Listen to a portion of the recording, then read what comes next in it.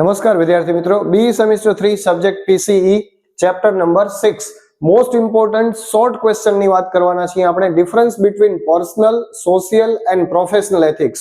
જો આ ત્રણ એથિક્સ આપેલા છે, personal, social and professional ethics. તો વિદ્યાર્થી મિત્રો, ડિફરન્સ કદાચ કોઈ પણ બે નો પણ પૂછાય, પણ આપણે અહીંયા ત્રણે ના ડિફરન્સ લખી દીધા છે, 4 પોઈન્ટ લખી દીધા છે. 3 માર્ક યા તો 4 માર્કમાં પૂછાઈ શકે છે.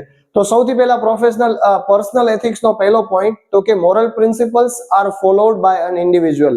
મોરલ પ્રિન્સિપલ્સ એટલે કે નૈતિક સિદ્ધાંતો છે ને, એ કોઈ એક વ્યક્તિ દ્વારા કે વ્યક્તિગત રીતે એનું પાલન કરવામાં આવે છે, તો એને પર્સનલ એથિક કહેવાય, એ વ્યક્તિ માટેનો કહેવાય.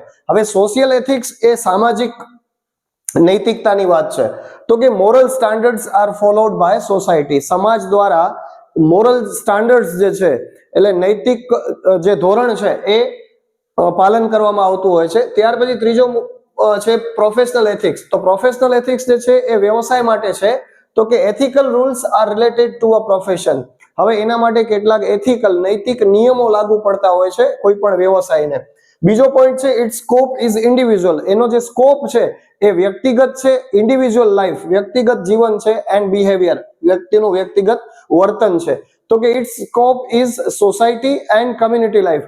હવે અહીંયા એનો સ્કોપ કયો, એને કયો વિસ્તાર લાગુ પડે, તો કે ભાઈ સોસાયટી એન્ડ કમ્યુનિટી લાઈફ, સમાજ અને કમ્યુનિટી લાઈફ એટલે કે જે લોકોનું જીવન છે એ એમને લાગુ પડતું હોય છે. અહીંયા બીજા પોઈન્ટની અંદર it relates to workplace. Workplace એટલે કાર્યસ્થળ, and professional conduct. Professional conduct એટલે કે વ્યવસાયિક વર્તણૂક એને લાગુ પડતી હોય છે.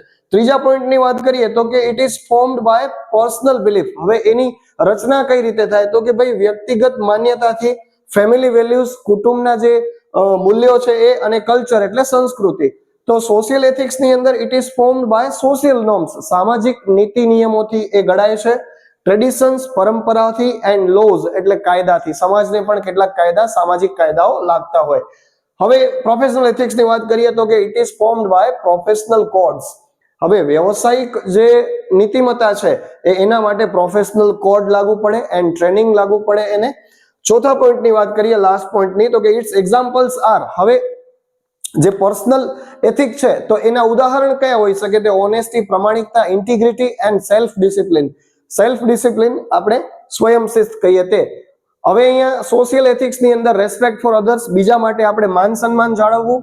સોશિયલ જસ્ટિસ, સામાજિક ન્યાય, and equality are its example. Equality એટલે કે સમાનતા, તો આ એના ઉદાહરણ છે.